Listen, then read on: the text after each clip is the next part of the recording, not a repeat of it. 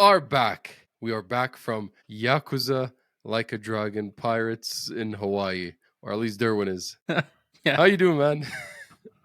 it's good. I feel like a pirate now. You did? Did you go on some pirating missions? What did you do Yeah. in Hawaii? Was it Dude. literally Yakuza?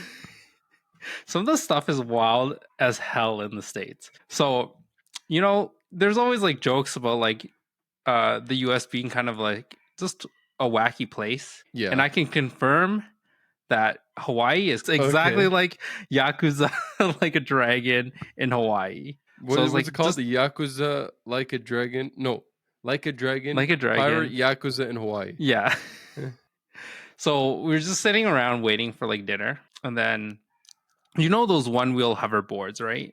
Like Oh my. there's like a plank, and then there's like a wheel, and then like when you lean on them, it goes forward by itself. It's like battery powered. Okay. Dude, I was sitting there, and then I had my back to the guy, so I couldn't see it fully until like my friend brought it up. She's like, "What is that like guy riding on? Is like he riding on a lawn chair?" And this guy had that little hoverboard. He fucking mounted his lawn chair on it, and he's sitting on the lawn chair going for a ride along the beach. And because his weight, because the weight to move forward is distributed so that I don't know how he did it, but it's balanced on this hoverboard, and it's just like lean forward enough. So he's just literally riding this hoverboard along the beach. Oh my god. I was like, what's going on? It's like, it's exactly. It also reminds me of like Final Fantasy, those segways. Well, they're on the those beach. on the beach in the Costa del Sol or whatever in Final Fantasy VII Rebirth. Yeah. Those hoverboards are in Yakuza Like a Dragon. Pirate Yakuza in Hawaii that just came out. They're the same ones. I don't know if they're the same ones, but yeah, they're little Segway things. Yeah, they're there, and you drive around downtown. Yeah, with man. So unserious. But this is the wildest thing I saw while in the States this time around. Welcome back, everyone, to another episode of the Slow Run Cast, or the Slow Run Cast. We'll do like that. It's been 2 weeks, so I don't remember how to do this. Because it's been a week and a half or something? A week and a half. Anyway, we missed an episode last week. We apologize. Our boy here was on vacation, but we gave you 2 episodes the week before. So no complaining. We made sure we let you get our early impressions of the Switch 2 thoughts in. And we've given you a week and a half to think about it and let it cook. And we've had a week and a half of more Switch 2 reveals. Buckle up, because we got our 3rd Switch-focused episode in a row. I am your host, the Iraqi Balboa, and of course, I am joined by my friend and co-host, Durwin Luke, the Pirate Yakuza from Hawaii, or as I prefer to call him, the Durwinator. Let's go. Ready? Let's Excited? go. Let's go. I'm excited for the downfall of Switch 2. Oh my God. Okay. Before we start, there was a story I wanted to bring up a couple weeks ago now. We had April Fools. Before the Switch announced, I went on a bender. First thing I did was I messaged you. And I was like, what did I tell you here? Okay, so it was the day before the Switch 2, right? So I told you, I messaged you at 9:52 a.m. The entire Switch 2 Direct released online, bro. Leaked. You were like, what? No way. Then you were like, dismiss it for me. You were typing so fast, you mistyped download it for me. You're like, dismiss it for me. I'm like, oh, let's screen. He's like, you're like, in case I can't watch it. I'm like, 600 USD as a joke. You're like, oh shit, that's heavy. It turned out to be 450, and everyone's still complaining that it's heavy. So Dude. 600 would have been insane. I'm like, Mario Kart 9, which obviously happened. I'm like, Mario Galaxy 3. And you're like, okay, I put them like April Fools. That's nothing. What I did to my brother that day was insane. I messaged my brother's in Thailand right now. He's a professional boxer. 2 fights now, 2 wins, 2 TKOs. I messaged him the day on April Fools, and I'm like, bro, the release dates for The Witcher 4 and Elder Scrolls Online, or Elder Scrolls 6, both leaked on the same day on the internet, bro. They're coming out this year. This guy calls me. He's like, bro, you don't understand. This is the best day of my life. Those are the 2 best games of all time. 2 best franchises of all time. I've been waiting so long, bro. It's been since 2011 since Skyrim. It's been 2015 since The Witcher 3.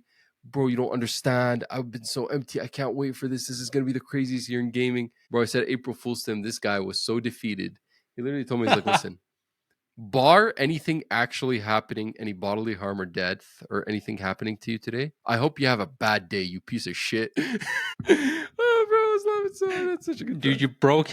you broke his heart. Bro, this guy believed. I told him Elder Scrolls 6 leaked. He's like, let's go. He thought it was this year. I'm like, come on, bro. Come on, bro. That game's not coming out. We know that. Man. Anyway, so maybe that's all the fun and excitement we have for this week. Let's get into the nasty news.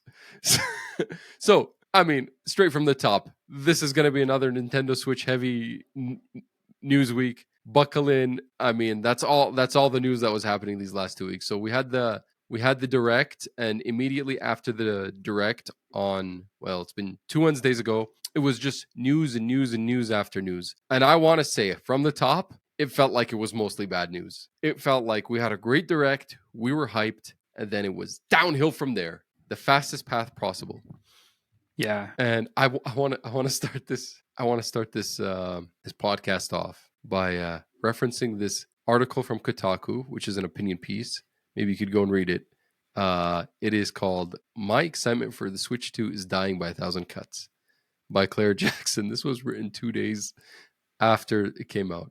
I want to add I want to append this title and say my excitement for the Switch 2 is dying by 10,000 cuts here on April 12th. Let's get right into it. From the top, the biggest news week, which is both the biggest video game news this week and the biggest world news this week. Donald Trump's tariffs. Donald Trump, like a day after the Switch Direct? A day after, yep. Announces sweeping tariffs across the board for multiple countries at varying levels. Important to note was China, but also Cambodia and Vietnam with 47% tariffs. For those who don't know, Nintendo does a lot of their manufacturing. We didn't know this actually before this all happened in Vietnam and Cambodia. I've been hearing that the reason why they're already doing that in Vietnam and Cambodia rather than China is because the last Trump's administration from 2016 to 2020, there was already this looming threat of tariffs on China that some companies actually tried to move their manufacturing to different places. Apparently, Apple tried to do this over the course of several years. That did not save the tech industry. Sweeping tariffs across the board for many countries. Immediately after this announcement comes of Trump's tariffs, and they were going to go into effect, I think it was it last Tuesday, the 8th? I think so. Yeah, which was a day before the pre-order date for the Switch 2. Immediately after the Switch 2, Nintendo delayed the US pre-orders. And everybody started freaking out. The UK pre-orders went through, and not only did they go through on the day that they were supposed to go through, April 9th, they actually opened up the day of the Switch Direct. So they were good, and they were getting pre-orders in. I heard it was by invite only sometimes, but they managed to secure their pre-orders. Us in the US were scheduled for April 9th. The US got delayed. No news about what was going to happen. All the industry experts were saying it's the tariffs. That's why they delayed it. They want to assess. Some people were saying the price tag could double because of the tariffs. And there a lot of like the ESA was saying in the US, you should worry about all video games in general, not just the Switch 2. Mm-hmm. This is going to affect everything. Sony, Microsoft, you name it. Get ready for things to go up. Already, people were freaking out. And already there was talk that the 450 USD price tag of the Switch 2 factored in the looming tariffs. And then after this, they're saying it's going to go up even more. So amidst all the panic, we thought we were a little bit comfortable here in Canada. We were a little bit concerned. We weren't maybe as concerned. I think my biggest fear was probably that we may not get pre-orders because the Americans were going to try and purchase off Canadian sites. I'm not sure how that would work if they'd be importing in from Canada.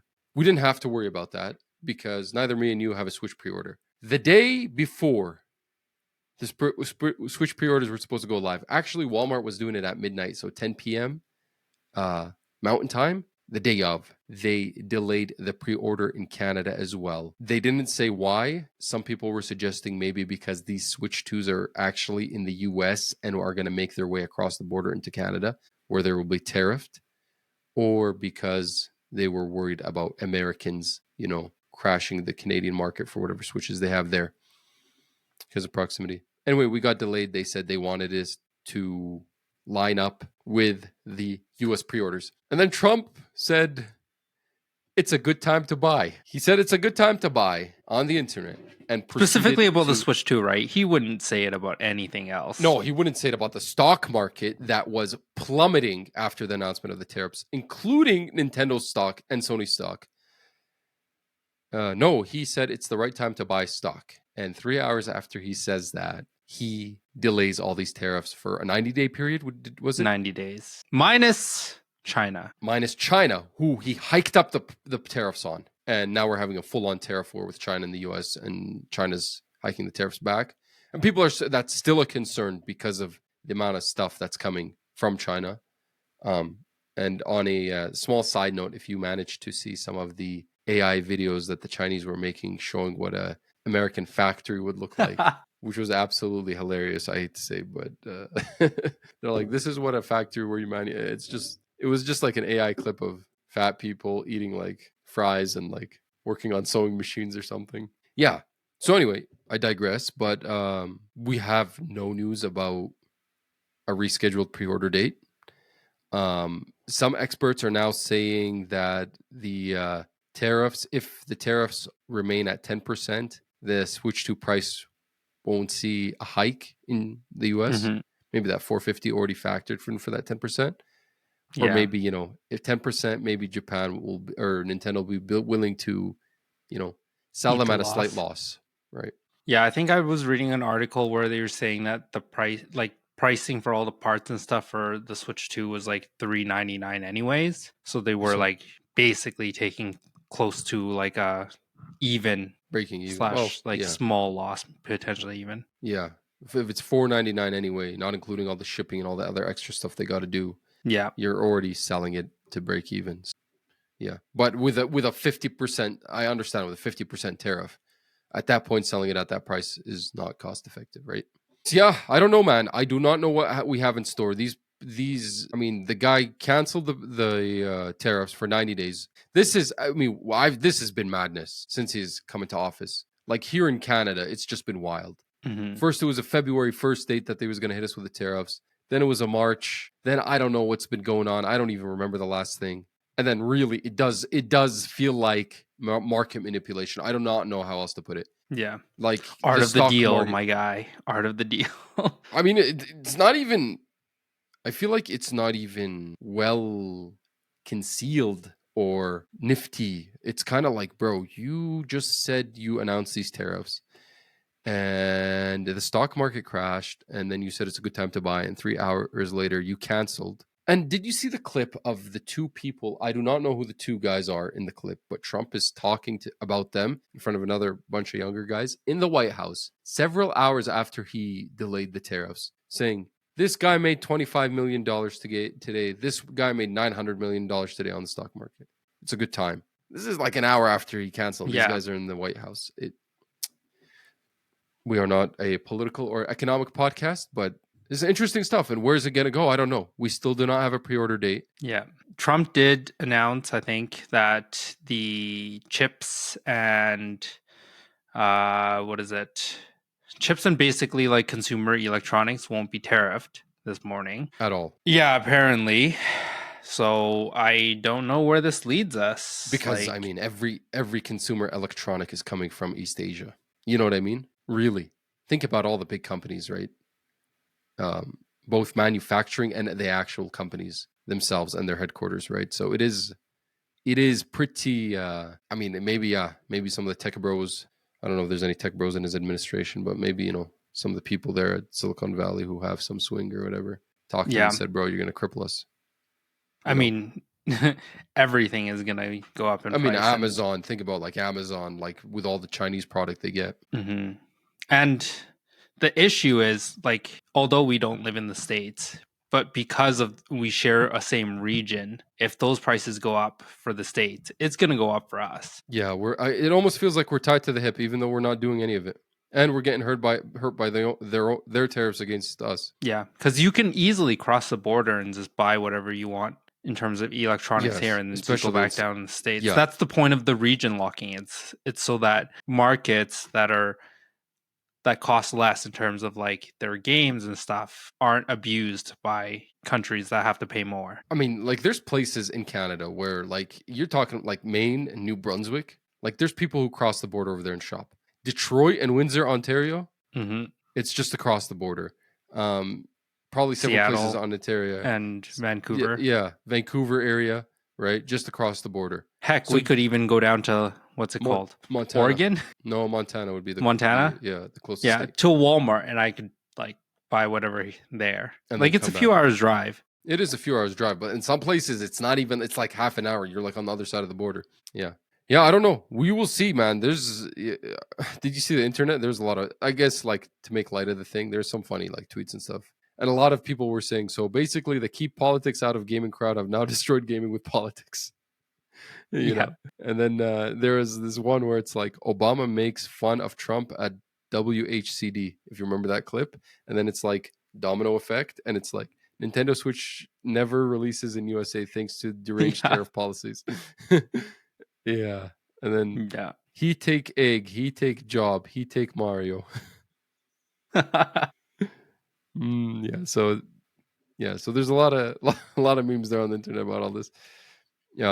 But with all of this, there are some analysts who are saying it'll still be the fastest selling console ever. This is DFC Intelligence, which has been covering games and digital media since like 1994. They still think this thing is going to sell 17 million by the end of 2025. Yeah, I don't think it really changes people's perspective.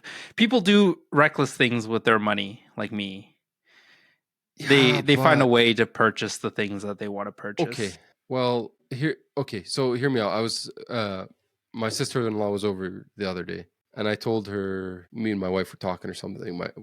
We were arguing. My wife wants a new patio set. I'm like, we need the Switch too. And she's like, and then my sister-in-law was like, why are you gonna buy the Switch 2? I'm like, what do you mean? She's like, well, you have the Switch 1 now. I mean, this will still be good for a few more years until everything moves over there. I'm like, but I want to play. I'm like, what do you mean? What do I want to play Switch 2 games? I'm like, you can just play them on the Switch 1. I'm like, Mario Kart's not on the Switch 1. She's like, what? The new Mario Kart's not on the Switch 1? She's like, no. What do you mean? So, I mean, Nintendo will make you buy their stuff, right? Yeah, But still, I mean, $700 is pretty pricey Canadian to get the full package. Yeah, it is, but like people find ways to buy things, right? You sell your old Switch, you sell your stuff. Like if there's a will, there's a way. There's like a sweet spot between like, you know, fun money / like what you can't afford, and like to a lot of people, not everybody, a lot of people would be willing to sacrifice some things to get a Switch 2. Like eat the dollar ramen for like 2 weeks as their like breakfast, lunch, and dinner, so they can afford a Switch 2 kind of deal, you know? I'm thinking maybe I just sell all my gaming hardware that I don't use and then get a Switch 2. Like that VR 2? Well, I could sell my Switch 1. I could sell my PSVR 2.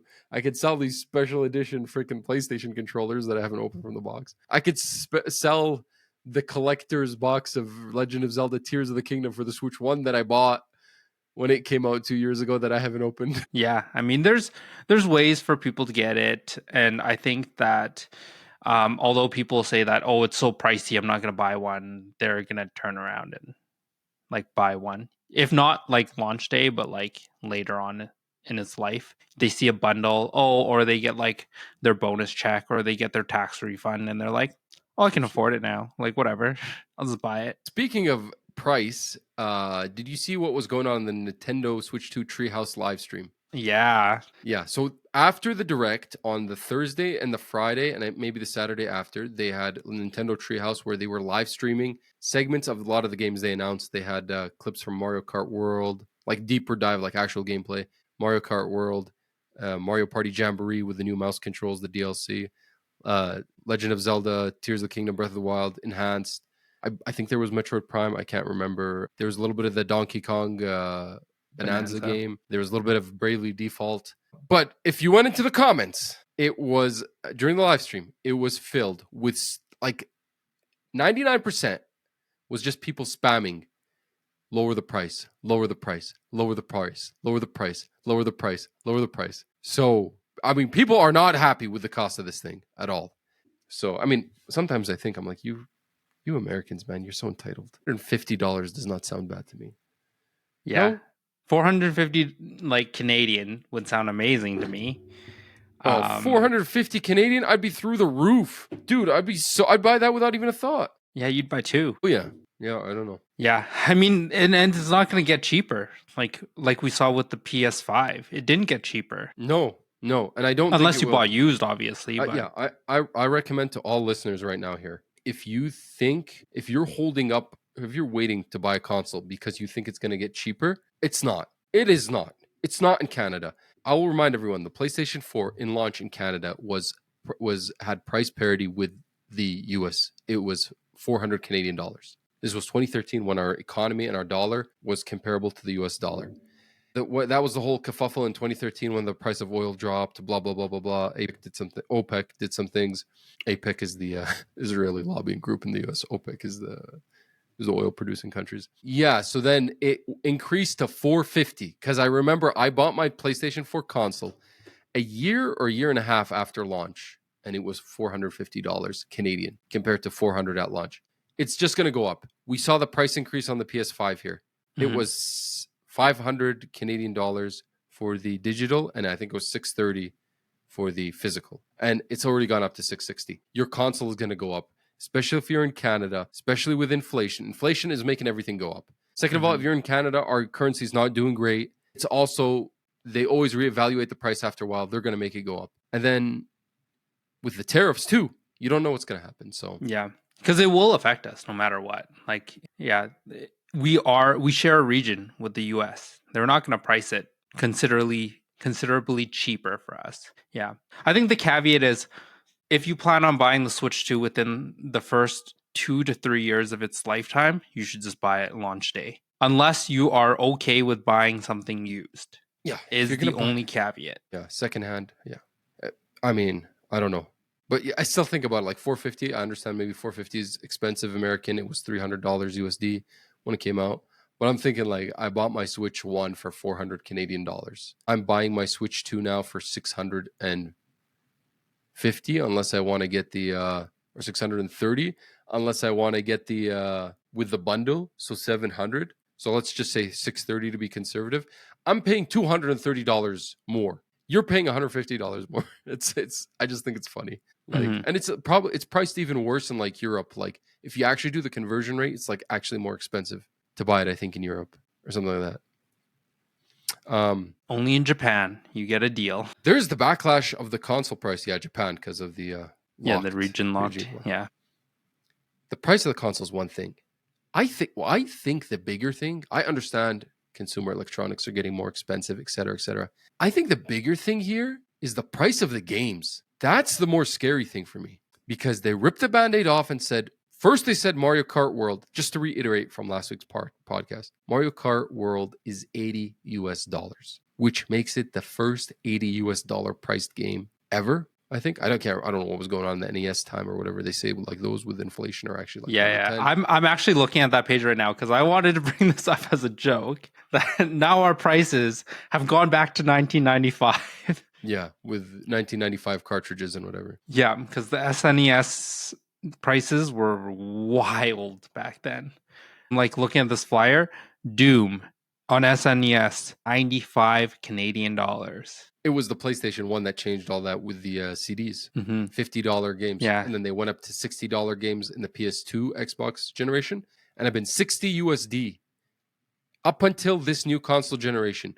With the PS5 and the Series X, they ripped the Band-Aid off and they said, now PS5 games, we're going to start pricing them $10 more. So it was $70 USD. It hasn't even been a few years since that.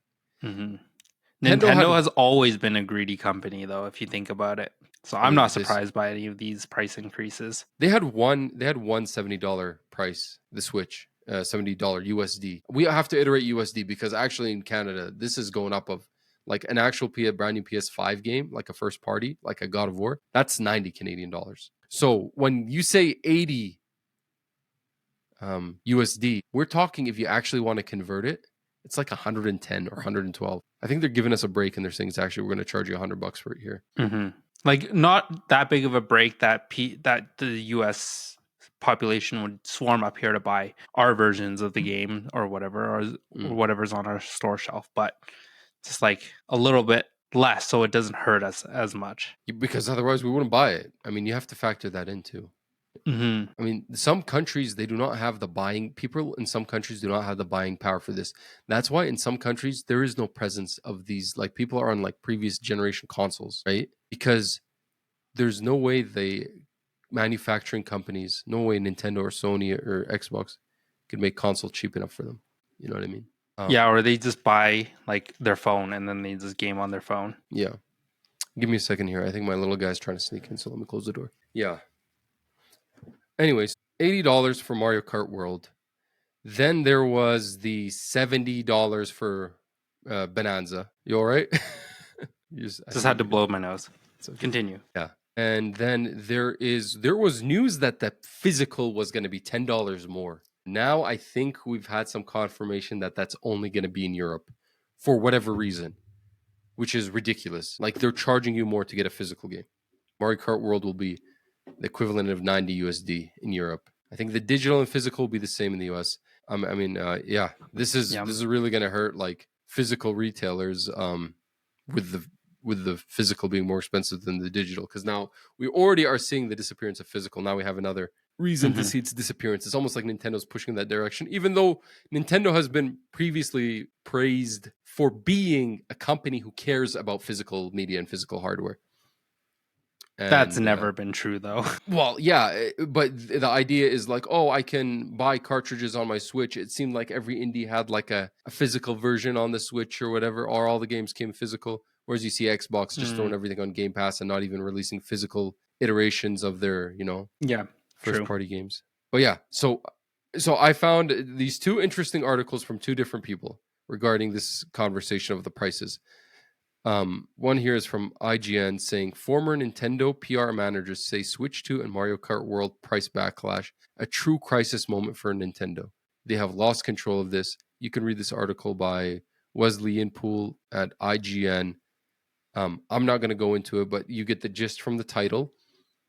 And then I read this article from Video Game Chronicle by Jordan Midler that says, if it's the only place to play Mario, you buy it. Former PlayStation boss reacts to $80 Nintendo games. Former PlayStation boss Sean Layden weighs in on Nintendo's pricing decisions. So it's funny how some internal people from Nintendo are saying, former internal people from Nintendo saying, yo, this is bad. This doesn't look good. And then you got former Sony guy like, they don't give a damn. You're going to buy it. You want to play Mario? You're going to buy it. $80. No choice. Yeah, you want to keep your kids happy? We had a little bit of a scare too about these actual physical Switch 2 games, which are ports of a Switch 1 game. There was rumors last week that Switch 2 versions of Breath of the Wild, Tears of the Kingdom, Metroid Prime 4, Pokemon ZA, what was the other ones? Kirby and the Forgotten Land, and Mario Party Jamboree were the physical versions of those games were going to come with a Switch 1 cartridge and a download code for the Switch 2 version, which basically means once you put that download code in, all you're left is a physical version of the Switch 1 game. So you're not going to have the Switch 2 game. So you're not going to be able to take that cartridge somewhere else and play, the 4K version of Tears of the Kingdom or whatever, or let your friend borrow it. There was a big panic about that. That was another controversial thing. I am happy to announce that Nintendo has clarified a little bit about this and said the Switch 2 edition title contains both the game and the upgrade on the cart. So thank God, one crisis averted, because it wasn't looking good for those. I mean, at that point, it's like, why would I ever buy the Switch version of the game and pay more money for it or whatever?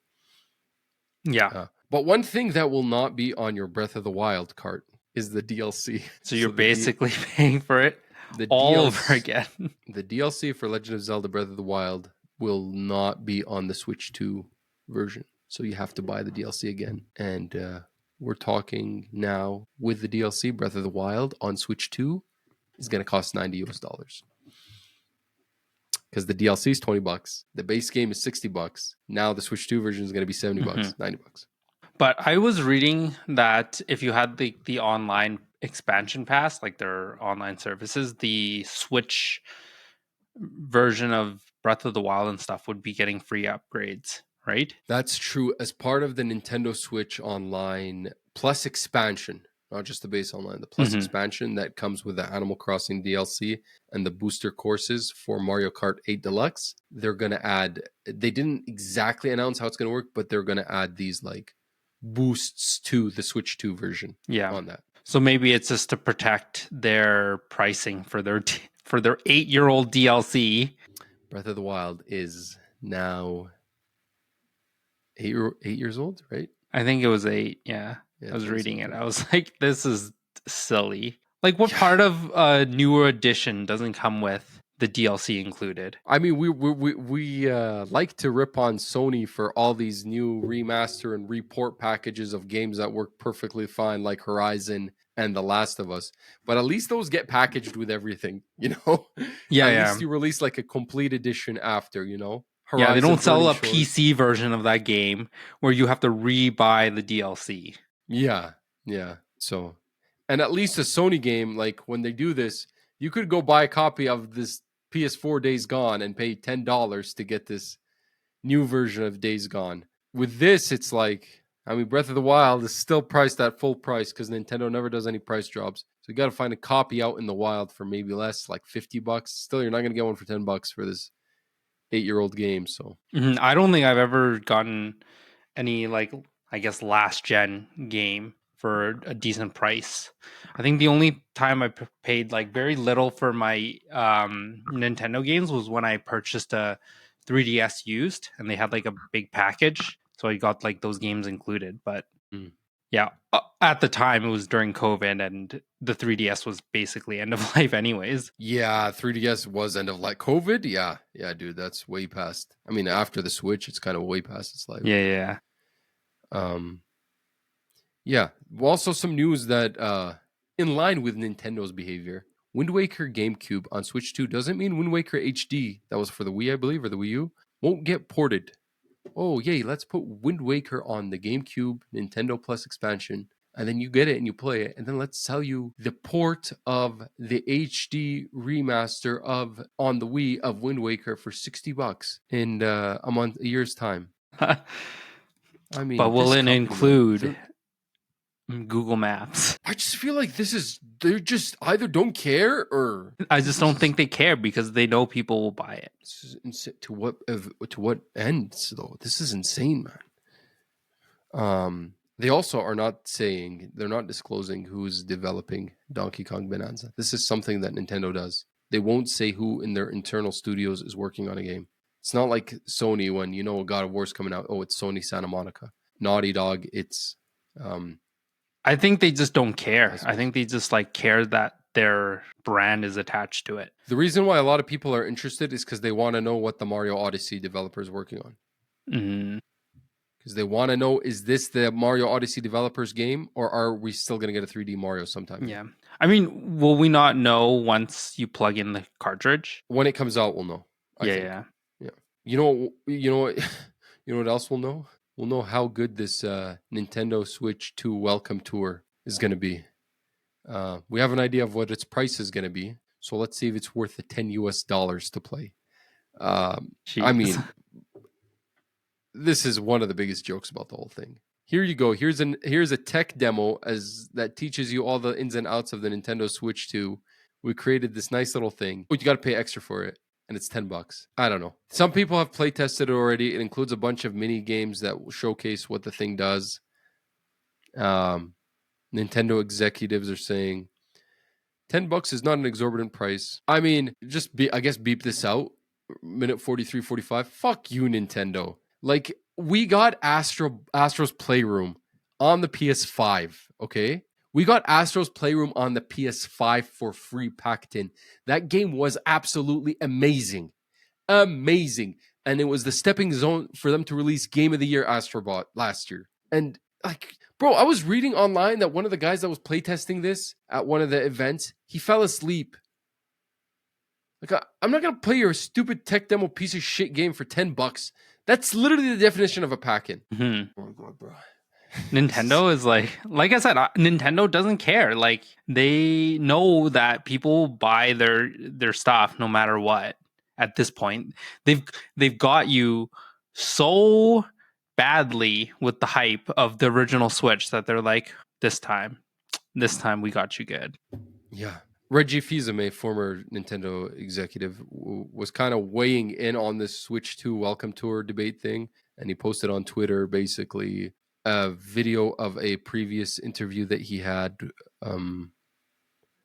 about the story of Wii Sports packing and how Wii Sports was such a success that for regions that they packed it in American Europe, it actually created the Wii phenomena, whereas they didn't pack it in Japan and it didn't have as much market success as it would have otherwise. I don't think this pack-in is Wii Sports anyway, whether they pack it in or not. Yeah. This stupid Nintendo Switch Tour thing. But, I mean, Astro's Playroom is a perfect example. Yeah, it acts as a stepping stone. But I mean, I think they clearly knew that this was not going to be a stepping stone to anything. So they were like, well, we might as well make money out of it as we can. This game is an ad. It's literally an ad for what the Switch 2 is. If I bought your game, if I bought your Switch 2, why do I want to play this stupid ad? I already bought it. This should almost be a Switch 1 game. You know what they might come back around and say during like the holiday season? They'll bundle in the welcome tour and be like, this Switch 2 now comes with the welcome tour bundled in. So it's a great value add. And so instead of, adding in the Mario Karts, the what was the other one? The Mario Odysseys, the stuff like that, they can package in a little game that's $10 to pad it in to be like, oh yeah, we do have bundles. They're such good deals. You're getting this $10 game for free. It's 10 USD. So that's actually going to be probably like $15 here. You know that? 15, $20. I could buy a freaking 10 out of 10 indie game for 15, $20 on the PlayStation Store. And then I could buy it for $5 on the Steam Store. Yeah. Nintendo of America boss Doug Bowser says Nintendo says they want to. Doug Bowser is saying they want to continue to support Switch 1. We want to keep those players engaged because there's over 100 million of them. The guy's name is Doug Bowser. Like, you're literally the biggest Nintendo villain. Your last name is the biggest Mario villain of all time. Why did I even have this article here? I do think it is true though. I think whatever game that they can get to run for the next few years will be both on Switch 2 and Switch 1. You think depending they can on get Mario Kart World to run on Switch 1? No, not those ones, but like, those third party, like, basically garbage games. But those developers will want their game to be on Switch 1. Same way some developers still want their games to be on PS4, like indie developers and shit. But I mean, I got an article right here. Hollow Knight, more Hollow Knight Silk Song. The Hollow Knight developers are saying, oh, just because you saw our thing at the Switch 2 Direct does not mean we're not coming to the original Switch. No, this will still be an original Switch game, rest assured. So, yeah, that will be there. But how are they supporting the Switch if they're not even putting Mario Kart on it? What do we know? Is Donkey Kong Bonanza on it? I don't think so. No. It won't be any of the big titles, but like it'll be like those smaller ones. Like, I wouldn't be surprised if the next version of, not Z to A, obviously, but the next version of the Pokemon remake, whatever it is, shows up on the Switch 1, just because, like, it probably doesn't take too much to run. To me, when you say you're going to support a console, it sounds like what Sony did at the start of the PS5. What do I mean? I mean, Spider-Man Miles Morales came to the PS4 and the PS5, right? God of War Ragnarok, PS4 and PS5. Gran Turismo 7, PS4 and PS5. First few iterations of MLB The Show, PS4, PS5. Horizon Forbidden West, PS4, PS5. Some people were critical of that. I think it's kind of interesting. They started doing that in 2022, whereas 2021 was a lot of straight PS5 games. Like, I mean, you had Demon's Souls off the top of the bat, and then you had Returnal, and you had Ratchet and Clank, and then you had Deathloop, which was developed by a third party, but it was a first party exclusive for a year, and those kind of games. But then it almost kind of like they're like backtrack. They're like, oh, we're not selling enough. We need to put Ragnarok on PS5.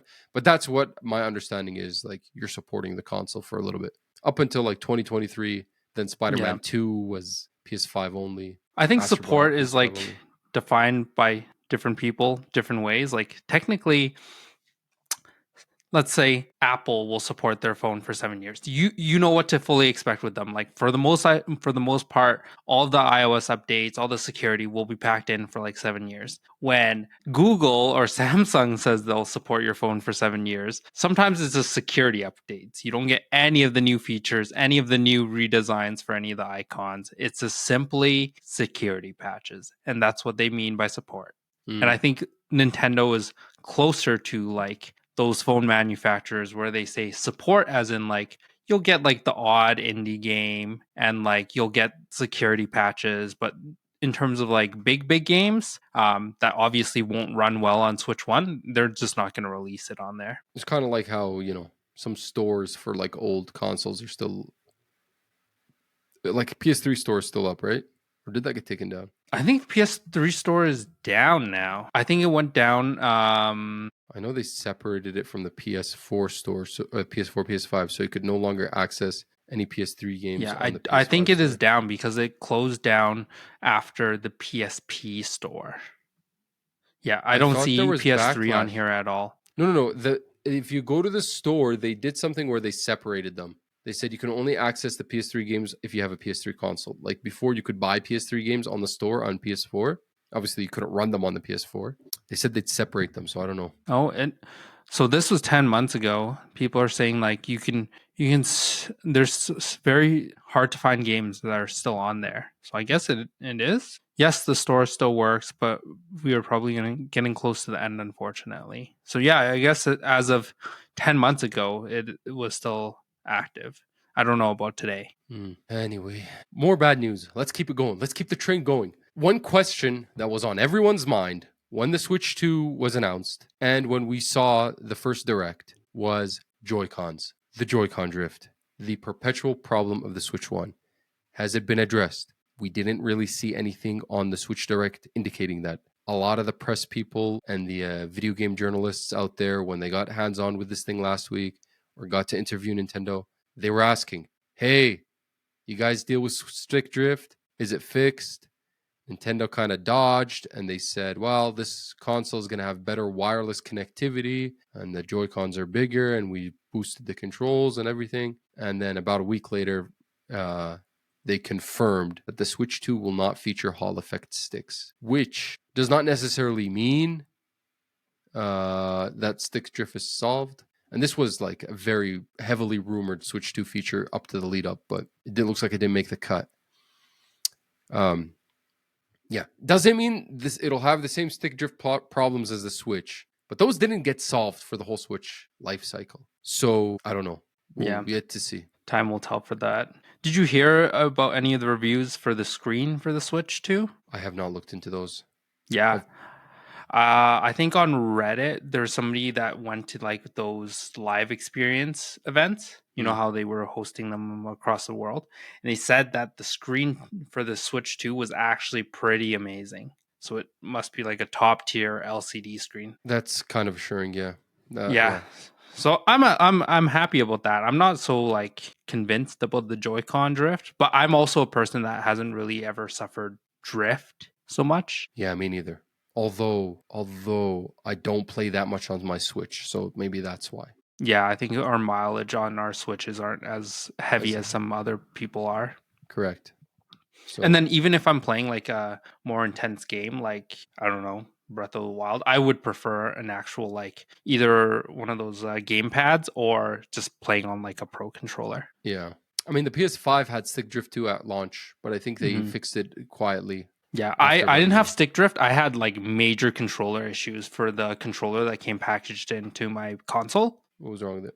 It would just like, I would move the stick a little bit and it would freak out. It'd be like going up and down, like just random inputs. Oh, kind of sounds like stick drift. It wasn't drifting. It was literally just like would go into like completely different directions. Yeah. Yeah, I don't know. And they never even solved that problem. I ended up having to do some sketchy, not recommended things in order to get a new controller. Okay.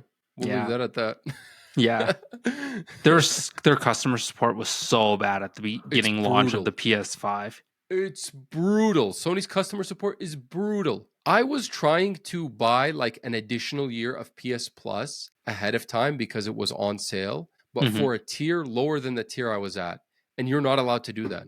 If you're on premium and there's a sale, but you don't want to buy premium again, you want to buy essential or extra for a year, you can't do that. They'll only let you buy premium. You can't buy the lowest tier so that after your premium expires, you'll automatically be moved to essential or extra.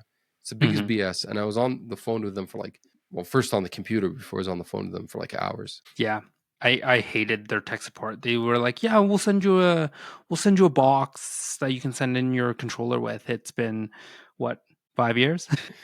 Lost. Yeah, lost in the wind. We did get some confirmation though that this Switch is going to support NVIDIA DLSS. That was a question a lot of people were asking.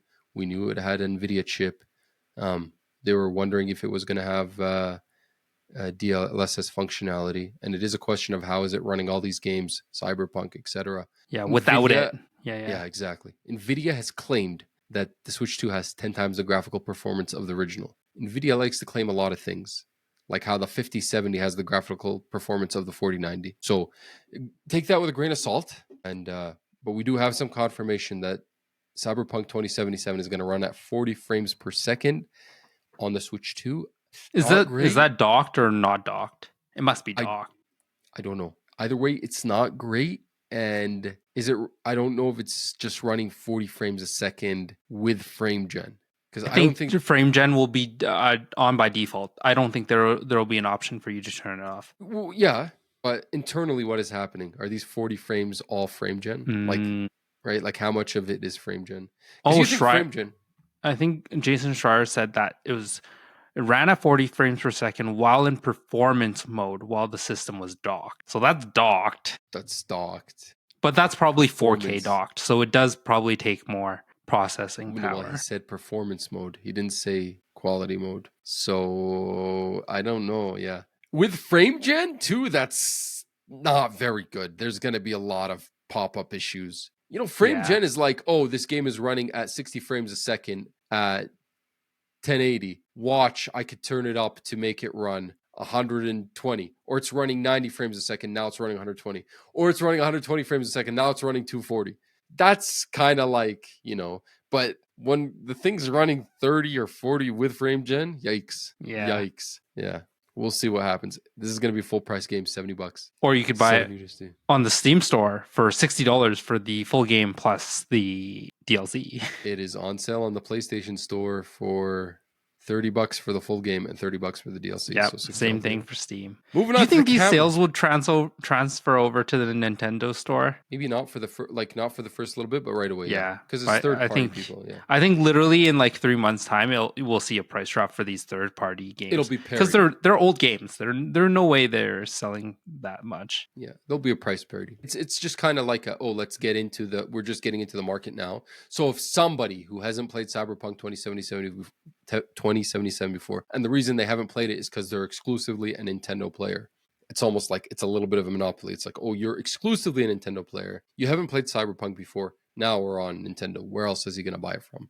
We'll dish out to $70. Because if they don't, man, that's gonna be a hard buy to get a Switch 2. Because if you can get it on a PlayStation, like if you can play that game on PlayStation and it goes on sale after like 6 months versus the Switch 2, it never does. Then like, why would you buy a Switch 2 to play that game when you can exactly get a better copy of it, runs better for a different console, right? Bro, honestly, man, bad news all around. I feel like the more we keep talking. There is going to be a special edition camera at launch. I thought this was good news coming in. It is a Piranha Plant version. I was actually really excited for this. I'm like, you know what? That Switch 2 camera looked stupid. But if I could buy a Piranha Plant from Mario that is concealing a camera on the inside, that's pretty cool. And apparently it was cheaper than the regular camera. Now we know apparently it has worse resolution than the static camera. That's what I was gonna say. It probably is like nerfed hard. So maybe not. And then one Nintendo executive was being asked about the game chat screen and why it was running on terrible frame rate and resolution already. Takahiro Dota, in an interview with GameStop, basically explained that the game chat screen runs at a lower resolution in order to ensure it doesn't take up too much of the console's resources. That's rough. Duh! That is going to have some real answer. Oh, you couldn't change it. Oh, we do that so that... No, just because we can't handle it. I mean, at least he was honest. The problem is, honestly, all this news is piling up, and my hype for this console, like I said at the start of the episode, is slowly fading away, and it's being killed by 10,000 cuts. I mean, all this news, look at all these news stories that have come out this last week. The tariff stuff, which isn't Nintendo's fault, but the actual price, which is the price of the games, these Switch 2 cart stuff, which I know it didn't turn out to be true, but just bad news all around. Mm-hmm. There is one piece of cart stuff that is true, though. It will still taste terrible. But did they confirm that? Yeah, they did confirm that. Just so kids don't eat them. You can't afford to eat them, man. Oh, $90 for that tiny little thing. Yeah, I'm gonna have a bowl of $90 Switch cartridges with my milk. I swear to God, Dawood it's like cereal. Dawood would eat them. Yeah, honestly, the way it's going, I'm not hyped for this. But the problem is, I still have to buy it because the GOAT, Hidetaka Miyazaki, was interviewed right after this direct, and he had some things to say about the Switch 2. I am going to quote from an article from IGN. We know the Duskbloods, which is the From Software Switch exclusive game, is going to be a battle royale, PvPvE. Kind of sounds like the Hunt Showdown. 8 people. Everybody has their own kind of class and has their own kind of role in a match. They have their own curated task, and you just fight bosses, and then you fight other people. Choose between 8 different characters, which if you go back and watch the trailer, you could see they kind of showed off the classes. It's not Bloodborne 2, but you could tell there's a heavy Bloodborne influence. Progression doesn't rely solely on victory. Events can shake up the match. Players have personal objectives and roles too, so unique for each player. Lore will be delivered through customization. A lot of people were concerned about this, rightfully so, because the next 2 From Software games are Elden Ring Night Reign, which comes out very soon here in about a month and a half, and this, which comes out next year. Both multiplayer games. Elden Ring Night Reign, more of like a 3-player co-op, kind of like a battle royale looter, but it's PvE. And then this. Miyazaki said this won't distract From Software from single-player games, and From Software's focus has not shifted to multiplayer, despite these 2 games. So we'll see what happens. I'm excited for this game. I am going to buy a Switch 2 for this game, but it's just a question of, am I going to buy a Switch 2 just to play this game and then get rid of it, or am I going to buy Switch 2? We'll see. But if this news keeps rolling out like this, I don't know. Not sounding good. I have a random speculation. Do you think they are working on the Duskbloods because Night Reign won't run on Switch 2, right? Because I'm looking at the Elden Ring Night Reign in terms of the platforms it's going to be on: PS4, PS5, Windows, Xbox One, Xbox Series X and S. Do you think because of the Switch 2 software, they won't run Night Reign so that they developed something else for it? I don't know. I can't even speculate. I'm not really sure. Elden Ring is on. Remember, Elden Ring is on the Switch. Yeah. And it just seems really weird. Why didn't they just create a version of Night Reign if they wanted something like multiplayer on Switch 2? Maybe they managed to port Elden Ring, but Elden Ring Night Reign wasn't working very well because it's communication functionality and communication stuff. And so they decided we're not going to do it. And then maybe Nintendo was like, okay, fine. We'll pay you money to make our own multiplayer game for us.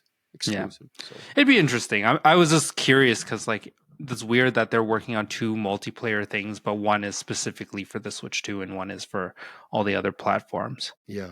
No, it is peculiar. I wonder if this is a timed exclusive or if it's stuck on the Switch 2 for life. Time will tell. In some other miscellaneous Nintendo news, we have some confirmation as to the size of some of the games. The first party games, we know Mario Kart World, which is going to be the biggest game, is 23.4 gigabyte. That's about 10% of the console storage of the 256. We know, I think that's probably the biggest one. Everything goes down from there. Donkey Kong Bonanza is 10 gigabytes. Not bad. Jamboree is 7.7. Kirby is 5.7. I do think all these file sizes are larger than first-party Switch games. So there's that. Take that with a grain of salt. But yeah, just keep that in mind. The Nintendo Plus expansion pack GameCube games will be 3.5 gigs. Yeah, because it makes sense. Day one GameCube titles originally released on 1.46 gigabyte discs. And they rarely made use of that entire space on those tiny little discs. Yeah, so we'll see. I think we're going to run out of storage fast on this bad boy. Oh, just wait until Call of Duty drops on Switch 2. This would be the whole thing. Yeah. There were questions about achievements. Are we going to get achievements on Nintendo finally? I know this is kind of a split topic. Some people do not care for achievements and trophies and actually don't even want them and rather consider them distracting in games. And some people love trophy chasing and achievement chasing. So it was a question because Nintendo does not have like built in. Individual games might have their own like trophies system, but not the actual Nintendo. Yeah, it won't show up on your like Nintendo profile or whatever. There were some questions on if they're going to do this, and apparently no. There's no plans to do system-wide trophies.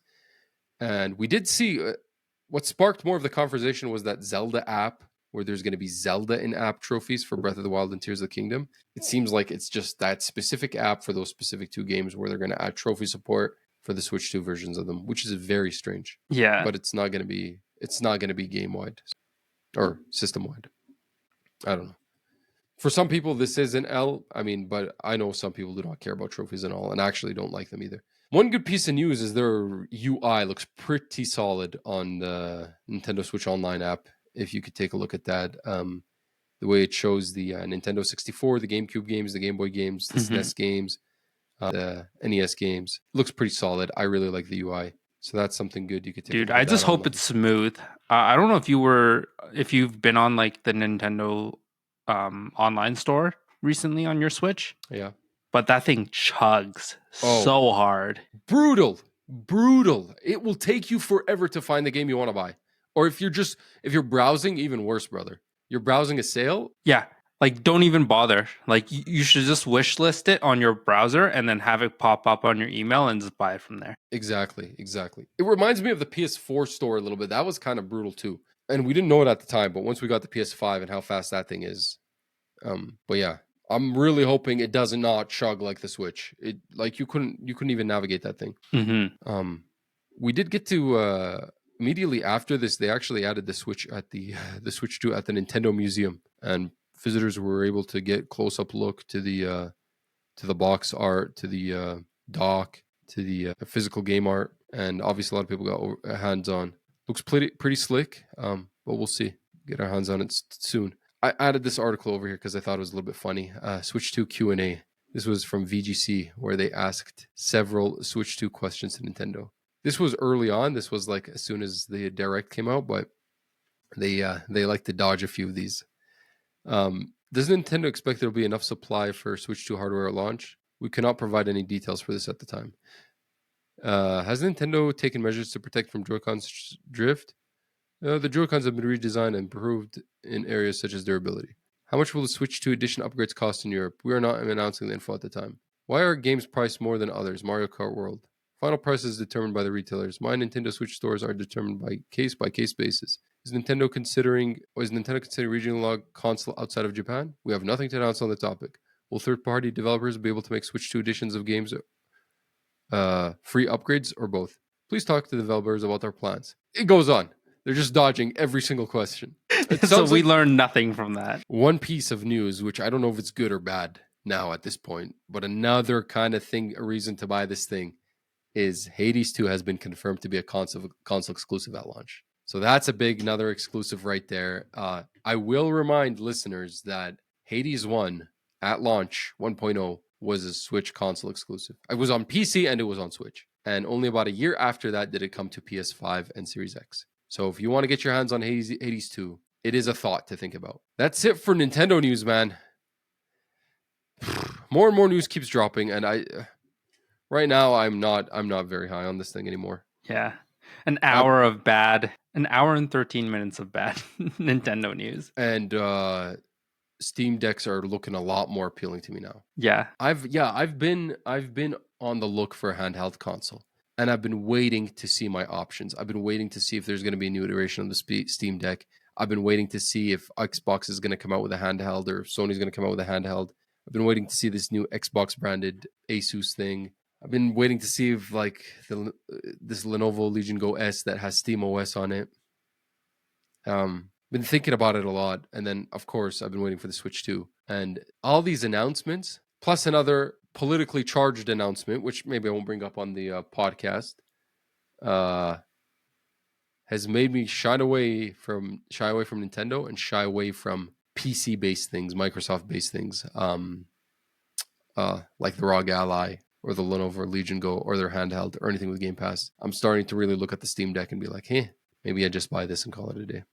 Especially since the price is comparable to the Switch. Yeah, that's true. I don't know. I'm gonna have to wait and see until it comes out. Any other thoughts on Nintendo there, Derwin? I know this was all dropping when you were on vacation. I was on a beach and I was like, this is a lot to handle right now. Crazy week and a half. Yeah, I was actually really like, I'm actually kind of happy that they got rid of the pre-order date because I was like not ready. I was not on my big screen in order to purchase the device. I would have been on my phone. Come on, brother. Come on. I was going to get you one, man. You know I had you covered. I was ready, bro. You had nothing to worry about. I was going to get it for you.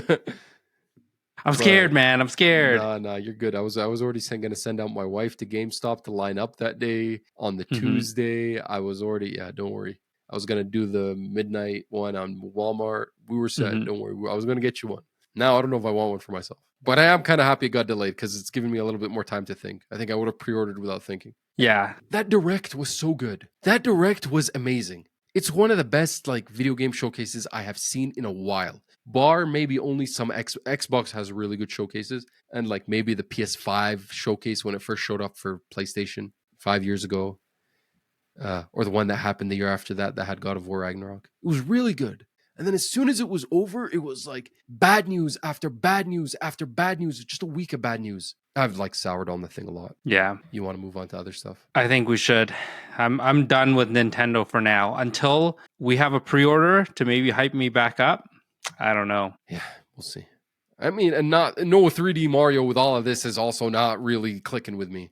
It's also I'm just that 3D Mario. I mean, it's been so long, man. It's been since Odyssey 2017. It's moving on to Sony. So today is Saturday, April the 12th. Tomorrow, The Last of Us HBO Part 2 or second season debuts Sunday night, baby. Are you excited? I am so excited for this. I'm hyped for this. Yeah, I cannot wait to see Joel again. Oh, chill out. Spoiler free. Leave it spoiler free. Let's see. No, I'm genuinely, I genuinely like Pedro Pascal as an actor. So I'm not saying it as a meme. I am actually very excited to see him back. Pedro Pascal is he's a husbando for sure. Yeah.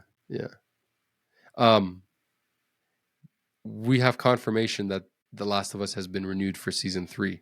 Which, what does that mean? We also got confirmation that I don't know if it's confirmation, but the Last of Us Season 2 will only feature the first half of the Part 2 game. What are your thoughts on that? I think that's fair. I think that was exactly what I was expecting because they wanted to make further seasons of it. And I think that they shouldn't rush the story behind both Abby and Ellie. I agree with you, but I just think The Last of Us Part 2 was a bloated game anyway. It was longer than the Part 1. It was double probably the size and length, but I think some of its story beats were a little bit bloated. And so splitting it up into 2 seasons, it's almost as if I would rather make season 1 a little longer. And I would have done maybe 6 episodes, 2 seasons of season 1, and then does 6 and 6, 2 episodes of season 2. Just a thought. I'm curious to see because I know they're going to change some things in season 2, they were saying. But I don't know, 2 seasons, where are they going to stop? I'm just trying to think without spoilers of where that game was by the midway point. The midway point was a little bit of a drag for that game. It was almost like the Abby story and the Ellie story. Separately, they got you from the Ellie story to a point in time, and then you went back and then did the Abby story to a point in time. And then I don't know. I think it'll be very chronological. Are you going to see both back to back, or you're going to see only Ellie for this season? No. I think Abby? It will be back to back. I think we'll get Abby's side of the story first to fill you in for who this new protagonist is. But that's not how they showed it in the game. In the game, the way they revealed Abby was via memories with Joel and Ellie. Remember, she was kind of like a mysterious figure. And you didn't really know what she was until the end of Ellie's first segment. I think it'll be completely different this season. I think they're gonna lead with like Abby's story right off the bat. Okay. It got good reviews on Metacritic, so let's see. Yeah, I mean, I'm gonna trust the showrunners because it seems like they know the story and they know how to retell it on TV as per like the first season. Um, so I'm gonna go with what I'm gonna believe them and go with what they've planned out for the season. We'll see. We'll see. Sunday, tune in on HBO or Crave here in Canada. After this, or the other day, they announced a complete PS5 The Last of Us $120 collector's edition. Which I mean, Naughty Dog, the team that has not released a game since Last of Us Part 2. This whole console generation, it's a meme now. It's a meme. Like, we got Last of Us Part 1, which was the remake of The Last of Us, which was already a PS4 remaster of a PS3 game. Then we got Last of Us Part 2 remaster, which only came out 4 months anyway before. The Last of Us Part 2 only came out like 4 months before the PlayStation. Ran pretty fine on PS5. And now they're doing this thing where it's this complete edition that has both games with all the DLCs in one kind of box. Comes with a steel case. I think it comes with these comics. It's out today. I do not know if it is a both digitally and physically, which I don't know why you'd buy this digitally. Comes with a steel book, $120 USD. I don't know if it's a PlayStation Direct exclusive, but the cover art's beautiful. The Steelbook. The steelbook's beautiful, but I mean, if you haven't bought these games already, okay, fine, and you're just hopping in right now, okay. But even then, there's cheaper ways to play both of them. You can literally, the best way to play both of them right now is play Last of Us Part 1 on PS Plus Essential tier or extra tier. The middle tier, it's on that. For sure, play the PS5 version of that game now. Since it's out there, don't play the PS4 version. Or the PS version of it. Yeah. And for Part 2, you could buy a used copy of Part 2 probably for $10 somewhere, a PS4 version. And then you could get the upgrade for the PS5 version for an additional $10, $15 on the store. I don't know. Seems like a money grab. Yeah, I mean, especially for the price that they have it for. $120. Yeah, that's pretty steep. USD, that's steep. Yeah. Yeah, I have like no comments about why they would price it like that, but other than like obviously they can. I don't know why Naughty Dog just feels like the money grabbing studio of all the other studios. I just don't. There's no God of War equivalent of this at Sony Santa Monica. Yet there are rumors of a 3-master for the original trilogy, which is not bad because those are old games. Those are so old. I'd be fine with them, to be honest. I mean, we don't have an equivalent of this at Sucker Punch. We don't have an equivalent for this at Insomniac. Well, we had the PlayStation remaster for the PS4 version of Spider-Man. I don't know. It's kind of weird. It is a money grab. Like they did this with Uncharted 2, Lost Legacy, and Uncharted 4. Which for me I played, which was a really good way to get into both those games because I did not play them. If you've been waiting to get into Indiana Jones, it is now coming to PS5. We're nearing the release date, and we got confirmation that this game is going to look the best on a PS5 Pro. This is an Xbox first-party game, so the native 4K found this to be pretty funny with advanced ray tracing. Yeah, I mean it is, but at the same time, if it wasn't for the Bethesda purchase, like this is a Microsoft first-party game, but it's just a recently purchased studio. It's not like they're still under their own publishing brand, Bethesda. So the Bethesda purchase never really produced any exclusive Microsoft games ever. You know, it's not like, well, that's a lie. There was Starfield and there was Hi-Fi Rush. And then Hi-Fi Rush came to PS4. That was it. Because since they bought Bethesda Game Studios, the only games that have come out are Deathloop, Ghostwire Tokyo, which both had PS5 exclusive publishing deals. So even after Xbox bought them, they came to PS5 first before coming to Xbox. Then you had Hi-Fi Rush, which came to PlayStation a year later, which was one of the first. And then you had Starfield, which we're waiting for that to come. But otherwise, everything Bethesda, it's never actually been exclusive. And now these games, Indiana Jones, and they're the Doom game coming up here. So yeah, it's kind of funny, but at the same time, it's like we only really had 2 years of Bethesda exclusivity anyway. It's kind of like going back to the way things were. Yeah. We have some new news of this game studio, our new developer called Cyrus Studio, whose producer was the co-producer of Bloodborne and Demon Souls, like formerly working at Sony. It's Tokyo-based. and will include former SIE Japan studio producer Teruyuki Toriyama. So keep your eyes out for that. I wonder what they're going to be cooking. Brand new, obviously, so don't expect anything anytime soon. I'll talk about this next. I'll talk about here the Death Stranding movie. 24's Death Stranding movie will be helmed by A Quiet Place Day One's director. So we already got confirmation there was going to be a movie. Now we know who the director is. It's A24. Kojima loves A24. I love A24 films. Wait, isn't that John Krasinski? I think you're. Let me read the name here. Yeah, that's Jim from The Office. If I'm not mistaken, I had to think about it for a second. I'm like, Last Jim of Us from Part. The Office is the producer or the director of A Quiet Place Day One. Oh, Day One. Okay, no. He did the original Quiet Place. Did he actually? Yeah. Oh, I did not know that. I think he did 1 and 2, and I think Day One is a different guy. This guy has a pretty close name. His name is Michael Sarnowski. Yeah. So, John Krasinski was Part 1 and Part 2, and then Day One is a different guy. Interesting. I did not know. Know that. But the story is by John Krasinski. Interesting. So they did work together a bit. Oh, is it? Yeah. What is this other movie he worked on called Pig? Weird. Yeah, we'll see what comes from that. So Friday, yesterday, I think it was earlier in the week, we got a teaser that Bungie is going to show off gameplay of Marathon. And they did show it off yesterday. There are 3 videos. If you go on YouTube and search up PlayStation or whatever, and search up Marathon, there's a quick gameplay trailer, like a minute and a half. And there's 2 other videos, which I actually have not had the chance to watch. Those ones came out, I think, this morning. Okay. One of them is a 5-minute video that's titled Gameplay Overview Trailer, and one of them is an 8.5-minute video called the Reveal Cinematic Short. I have not watched either of those. I just watched the gameplay trailer from yesterday. Did you watch the gameplay trailer? For Marathon, yes. Thoughts? I am not sold. I do not care about this game. Really? Okay, I feel like I'm the only one who enjoyed this trailer. I went on the comments right away thinking, okay, I watched this literally an hour before the show. I went on the comments thinking, okay, I think we got a actually good live service game coming from Sony first party. And it's Bungie. Oh my God, Destiny people, Halo people. Of course, probably all the people who worked on the original Destiny and Halo aren't there anymore. But, I'm like, this looks crisp. The combat looks crisp. I really like this. I like the art style. I like the vibe. I think this is going to be a home run.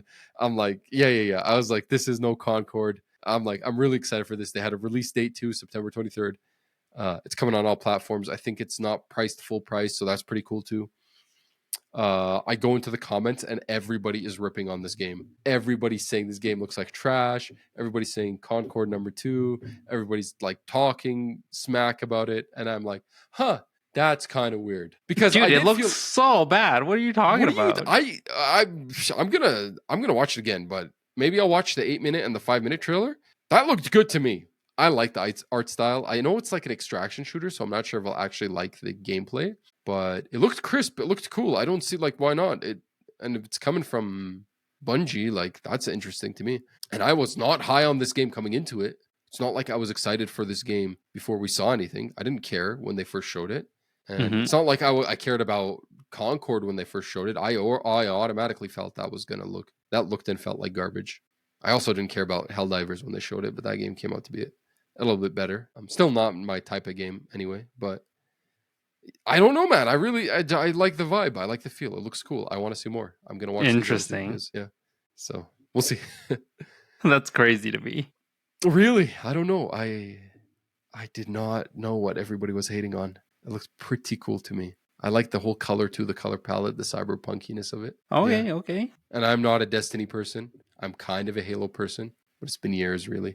And yeah, I'm not a Destiny person at all. So we'll see. Speaking of Halo, Xbox has confirmed the date for their big summer showcase. It's going to be in June again. I don't think this was a mystery. They've been having these for several years now, ever since E3 kind of died. It is scheduled for June 8, which I love Xbox for doing this. I love when these things are on a weekend, so we could actually watch them and not during a work week. It is on a Sunday, as they usually are. Usually the Summer Games Fest will be on the Thursday, and then the Xbox show will be on the Sunday. Every year, they also announce a game that they're going to show us a little bit more of. Last year, that game was Call of Duty Black Ops 6. So after they had the big event, which was a spectacular event, they had Call of Duty Black Ops 6 immediately after it. The year before, it was Starfield. And past that, my memory fails me. I don't know what they're doing. This year, they are doing the Outer Worlds 2 Direct. This is a game that's been slated for 2025. There were a lot of questions about it actually coming out this year, just because the developer, Obsidian Games, already just released Avowed a month ago. So they're like 2 big AAA games in 1 year. Sounds crazy. But if they're having this now, I think get ready for this game to come out this year. So exciting stuff. We'll watch that, me and you together, and we'll obviously report back on that come June. Another smaller news from Xbox. Asus on Twitter kind of teased this Xbox branded handheld. So maybe we're going to see it soon. Maybe we're going to see it at this event. Also, we've been hearing a lot of rumors about this Obsidian remake. And Jeff Grubb keeps saying this is going to drop any moment now, any day now. It's been like that for a week. It's going to get shadow dropped. Probably get shadow dropped on Game Pass. So get ready for the Oblivion remake. Elder Scrolls 4. I feel like it would be something to show at the June event and then shadow drop it then, but looks like we might get it sooner than that.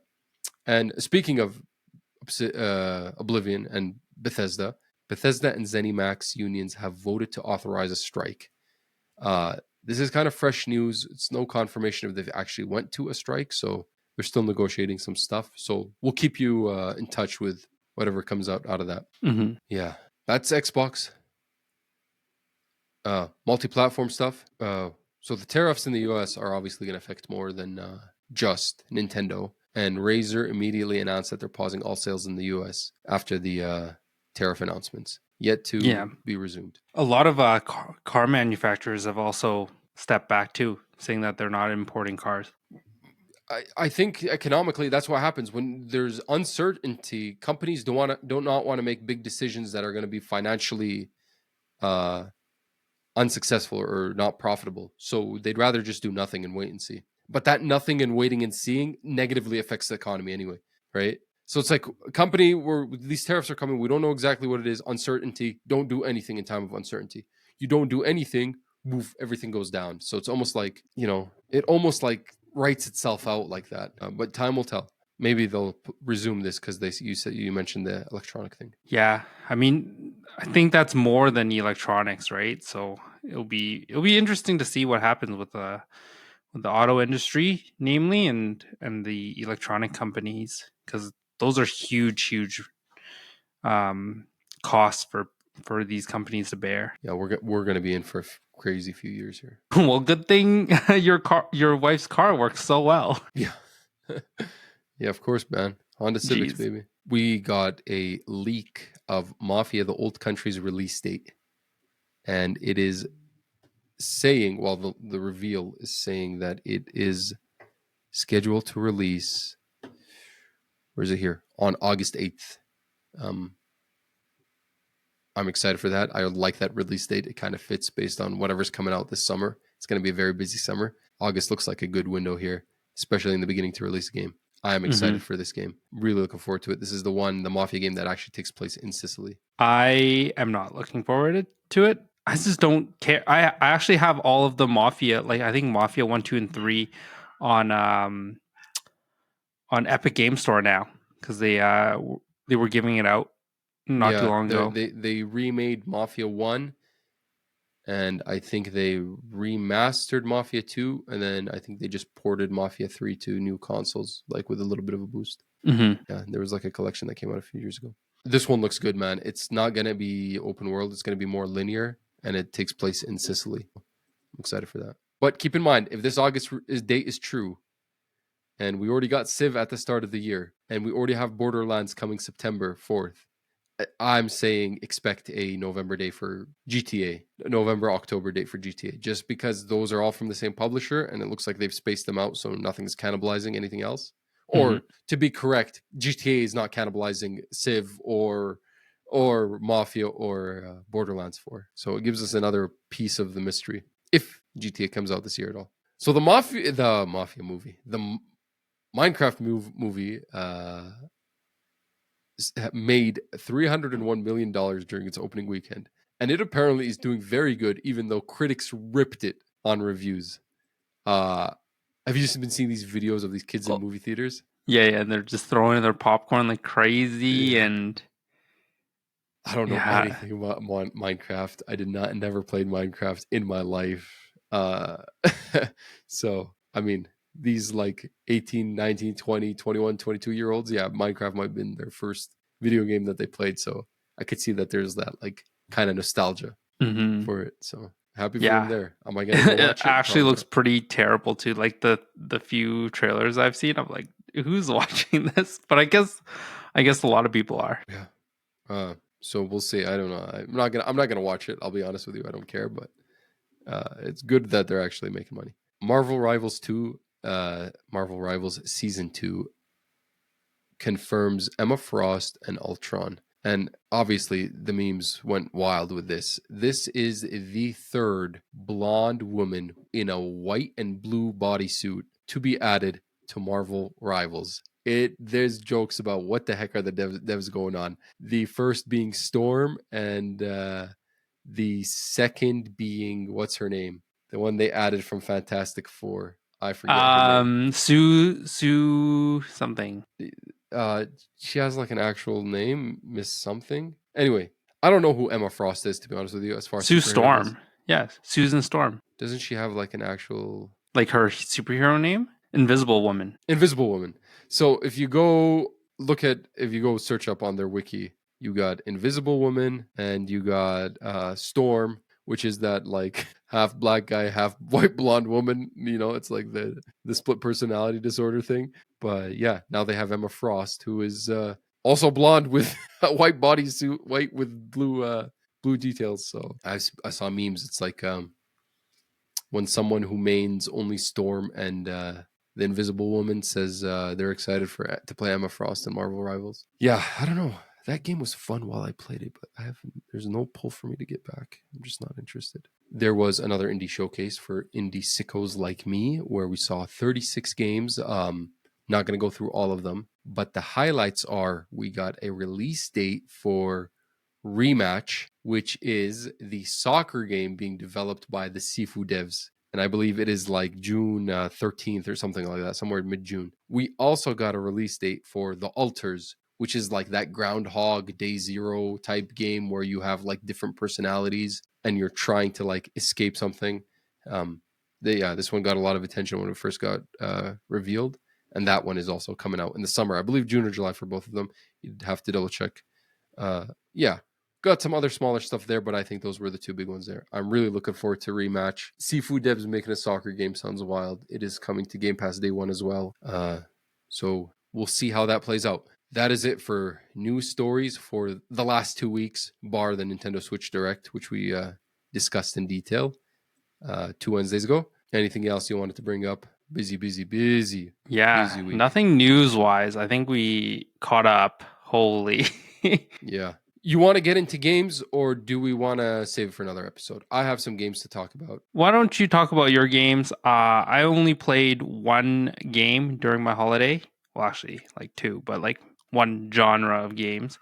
And that was I went back to the Nintendo Switch Online thing, and I played what is it? Metroid, I think like Hot Mission or some Zero Mission or Zero something Mission. like that. Metroid Zero Mission, yeah. Yeah, and I beat the whole thing. And then Nice. How was it? That's a good one, I'm pretty sure. it was pretty good. I haven't played it, but I heard it was one of the better ones. Yeah, I don't know. I thought it was like all right. I think all these Metroid games are just like okay to me. Like I don't get hooked. I play like a few. I play for a bit and then I just like kind of forget and I come back and I join it again. Honestly, they all kind of look the same to me too.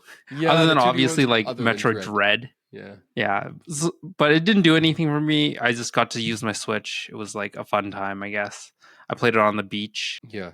Fun. That's fun. Metroid seems to be my vacation game, actually. Every time I go anywhere, I take the Switch with me and I'm trying to play either Dread or Prime Remastered, and I never seem to get very far. So I don't know how you did it, bro. I can never game on vacation. Every time I try, it's like there's distractions. I guess the only game I've actually played and beaten on vacation was like Cuphead, which I beat over the course of like 2 years. I would only play it if we were going somewhere and take the Switch with me and just play Cuphead. Yeah, I'm a Cuphead sicko. So Hmm. okay. How about I'll just talk from the top. I won't even review the games because I'm still playing them. So I'll just mention what I've been playing. More Split Fiction. Me and my wife are very close to the end.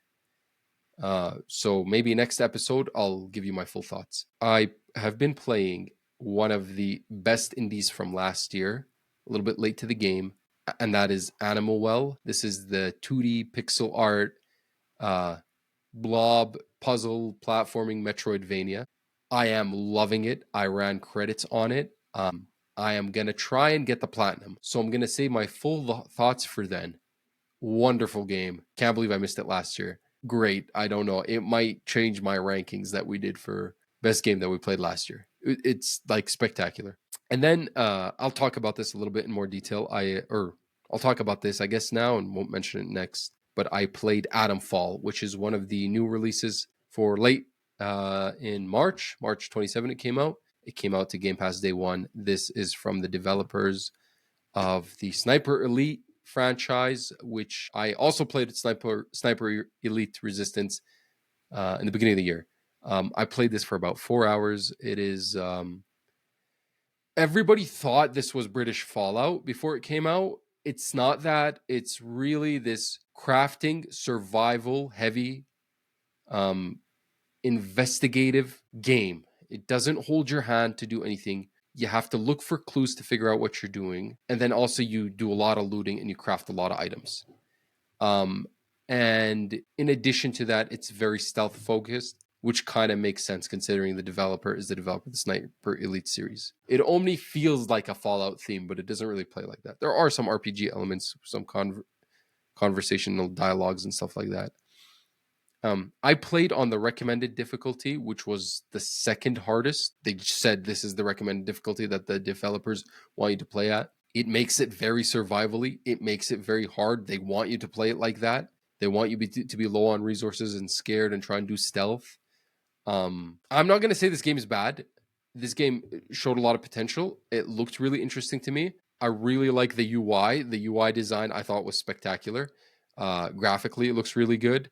Um, I liked some of the dialogue that I heard, but nothing crazy. I like the setting and everything, all the idea. I don't think I was like fully in the mood to do this whole investigation thing. And there was a little bit of like a bore with the pacing because you're doing this thing where it's like you don't really know where you're going. So you're trying to like enter every building and go through every tunnel and then like loot. And then you just loot. And then it doesn't seem like it's very important to loot. But then also you craft some items. And there's some times where it was like I felt like it was like a nice progression. But then there was other times where it's like I'm trying to get somewhere and I'm like trying to go a path, but like everywhere I go, it's either like, okay, I should loot this area. But then it's like there's like a gang of people over there. And I'm like, I don't know, is this like Metroidvania like where I'm supposed to come back when I'm stronger and have more resources? Or what do I do? And I just found myself and you get like killed right away. Like you cannot fight 3 or 4 or 5 guys. You cannot. Mm-hmm. You could fight one-on-one, maybe hand-to-hand combat. You're not fighting 5 or 6 guys with guns, right?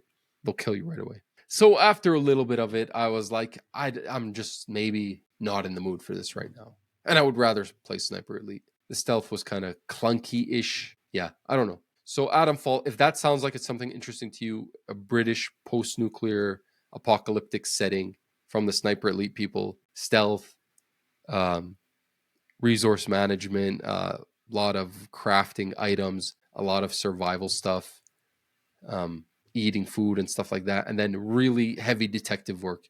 You're investigating because you wake up and you don't really know what's going on, and you're finding stuff to figure out how to progress the thing, and you collect clues and you do these investigations as you make your way through the world. And there's like a bunch of baddies around, like people who are like in this post-apocalyptic world, Fallout kind of thing. If it sounds interesting to you, I'd give it a try. It is on Game Pass, so you got nothing to lose. If you could play it that way, I'm probably not going to play any more of it. Yeah, that's fair. Yeah. So that's Atom Fall, Split Fiction, Atom Fall, Animal Well. Animal Well, I'll talk about more once I'm pretty close, I think, to getting the platinum. It is getting a little bit hard, so I'll talk about it more then, and then hopefully I'll have Split Fiction done as well. Yeah, and I'll chat about South of Midnight next time as well once I get a little bit further. Yes, I was going to bring that up. You have been playing the biggest release of the week, probably. So, how many hours do you have in it? I did not record the hours, but I am in the middle of chapter 3. So I'm still unlocking all of the skills. I'm playing on the hardest difficulty. It's kind of annoying. But we'll leave it at that. I do have some like initial impressions, but I feel like this game I can actually finish and give a proper impression for. Okay, I will await your review in a week. So South of Midnight came out this last week, but there was another game which has come as absolutely out of nowhere. I mean, I was aware of it. I've seen trailers for it. It was on my radar. I knew it was coming to Game Pass. I knew it was coming to PS Plus Extra. I've seen it at a few indie showcases. I've kept tabs on it. It was interesting to me. I didn't think it was going to be highest rated game of the year on Metacritic. Interesting. It is sitting at 93, and that is The Blueprints. I'm going to try that out this week, and maybe I could talk about that as well, in addition to talking about some other games next week. So really excited to get into that. If you don't know what The Blueprints is, it is a third-person puzzle game, like purely puzzle game. You can think of it as like the Talos Principle or The Witness or like Myst or something like that, along the lines like Maquette, Superliminal, stuff like that. You're third person and you're going around the world solving environmental puzzles to make progress.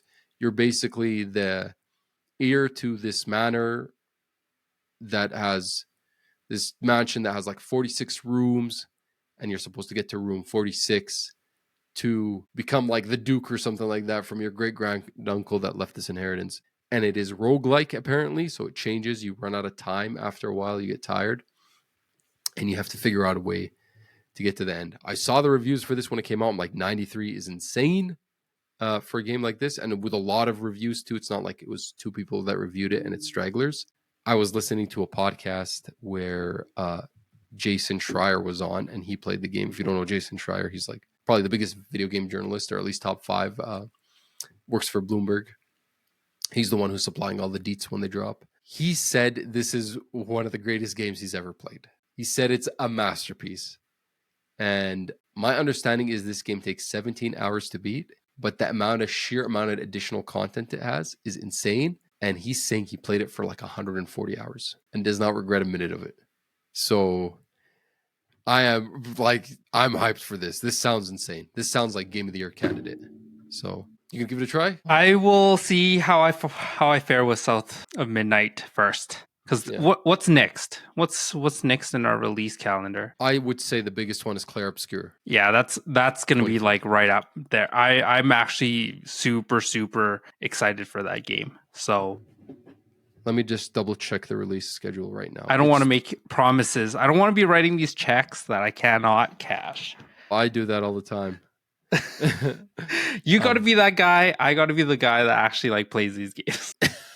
I'm just like, yeah, I'll play South of Midnight. Oh shit, Hannibal Wells coming off PlayStation Plus Extra. I should probably get on. Yeah, really, there's some indie games that are on my radar, but really we're talking Clair Obscur April 24th. That's the big one. And then I think the big one after that is Doom the Dark Ages, May 15th. So I don't know if the April 24th to May 15th is even enough time to play Clair Obscur, the way it's looking. And then we got Elden Ring, the Night Reign, May 30th. And I'm flying through a lot of smaller titles here.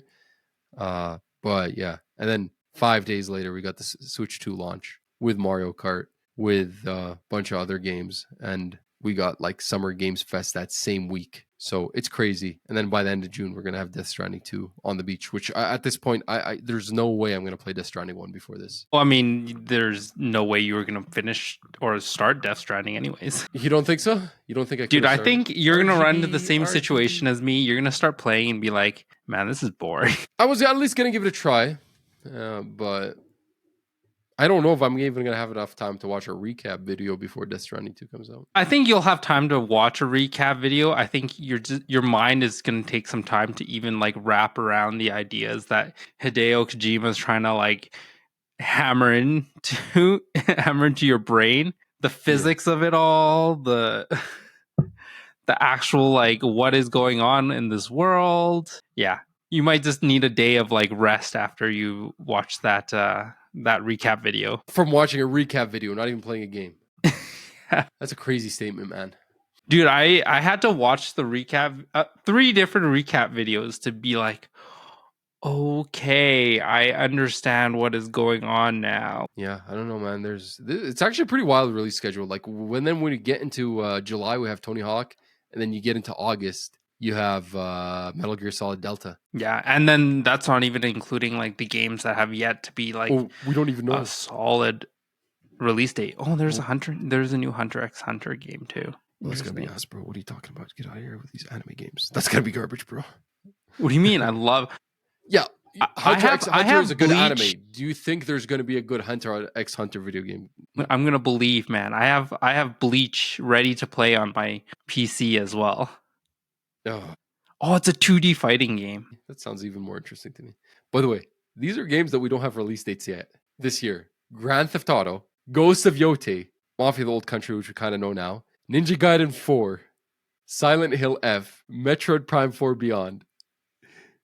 So Chronos: The New Dawn. It's looking pretty wild here. Yeah. September's looking kind of sparse though. We could do with some dates in September. Sparse for me, but just because I'm not going to play Borderlands 4, that's September. If you're going to play Marathon, that's September. Hell Is Us, which looks really interesting. I think it has a lot of potential. September 4th. I'm not interested in that. That one looks interesting to me. And if you think about it, Metal Gear Solid comes out August 28th. That means it's basically coming out in September. You're playing it in September, right? It's tight, bro. This release schedule is tight. If you don't play a game in a week and a half, you're on to the next one if you're trying to keep up with this. Oh my God. I almost partially kind of wish just society would collapse and we'd have no more internet so I could catch up on my backlog. Oh my God. And then, Switch 2. We have Donkey Kong in July. We have God knows what in the fall, the Kirby game. It's going to be crazy, man. It's going to be crazy. I don't think this year is 2023 crazy. That was a wild year, but it's getting there. I mean, GTA 6. GTA 6 is going to blow it out of the water, bro. Dude, I sold my graphics card and the guy specifically bought it so that he could play GTA 6. He told you that? He told me that. He's like, yeah, I'm just beefing up my PC parts in anticipation for GTA 6. Bro, I'm telling you, GTA 6 is going to be harder to pre-order than a Switch 2. I think so. I think it's going to be digital download, dude. Oh, bro. If you want to get that physical and if it has a collector's edition or anything, whew, it's going to sell out so fast. But yeah, you're a good point. A lot of people are on digital now, so maybe it'll actually decrease some of the traffic towards a physical. Yeah, and especially if the collector's editions are like the prices that they are asking for. Because like if they're upping the cost of the base game, your collector's edition is going to go up. We're yet to know if GTA 6 is going to come out for $100. Yeah. Dude, I have a feeling the collector's edition is going to be $450. Because right now, like the collector's edition of Death Stranding is $399 right now. Or no, $299, right? I don't know Canadian. Canadian, it's going to be insane. Death Stranding 2 collector's edition. It was on Amazon. It's $299 already. That's assuming that that game is an $80 game or $90 game. But then now, if games are going up to $100 USD base price, good point. And then if any of it is like made in another country, which I guarantee you it will be, tariffs. By the time that game comes out, we might actually have a way for Donald Trump to collect these tariffs. Because I don't know if you saw a news article, but apparently they weren't properly collecting the money on the tariffs either. America, baby. And then retaliatory tariffs and et cetera, et cetera, et cetera. Yeah, I think it will be like a $400+ collector's edition. Yeah, they're really having their beef there with China. I don't know. We'll see, man. This is going to be a wild year. Wild next 2 years. I feel like it's been a wild year since 2020, man. Yeah, I don't know. Man, this year, man, the games, I mean, my backlog is already so full. Like there's games I just completely missed that I want to go back and play, but I'm like, I don't know. Do I keep up on it? Do we just make it part of the podcast? Tell everyone, yo, we're not going to play the new stuff. Sorry. I just really hope I finish Ghost of Tsushima before Ghost of Yotai comes out. Ghost of Yotai, yeah. Yeah, I'm still on the DLC because I have wandered into DLC without finishing the story, and that was a mistake. Yeah, I've heard a few people say that. I mean, when I played it before the DLC even came out, so I have not actually gone back and played that DLC. Should probably give that a try. This DLC is definitely meant to be played in terms of chronologically in the story is supposed to be definitely played after the story is complete. I don't even know why they allow you to enter that area. I was just like playing around with the missions, and now I've entered this island and I cannot go back. The Iki Island. That's the one Mhm. with the, was it supernatural stuff going on there? A little bit of supernatural stuff. I wouldn't say it's like They played a little supernatural bit. stuff. They played a little bit with the supernatural and the other DLC, the Legends. We played that for a little bit, me and my buddies. I wonder if you could even play that online still. The co-op. You must be able to. Yeah. I mean, it's I on wonder if it has PS Plus, right? I wonder if So, anyone's actually playing it. like, you might not even get a lobby. Yeah, that's Yeah. fair. It's pretty hard to play it by yourself too. You kind of need 4 people. Yeah, I wasn't planning on playing that. I was only gonna play like the story-based DLCs. So It was fun, but I felt like to make it more harder, they made enemies a little bit more HP spongy. it's never the right way. Just like with South of Midnight Oh yeah, on the I mean, harder mode. yeah. Some games do not know how to make harder difficulty modes. I guess it's actually a challenge to make a game challenging, but also not feel terrible, right? Yeah, especially on your first playthrough. Yeah. Yeah, doesn't feel great. Anyway, you know where to find us. Follow us on Instagram at the Slow Runcast, and like and subscribe and ring the bell so you get the notification everywhere you get your podcast. Well, I think maybe there's more podcast. I keep saying that, but there's probably more podcast platforms that I'm not aware of. And people are searching us up on some obscure podcast platform. They're like, they're lying. But yeah, we're on YouTube, Spotify, and Apple Podcasts, all at the Slow Runcast. Stay tuned for this episode, and we'll go back to our regular schedule.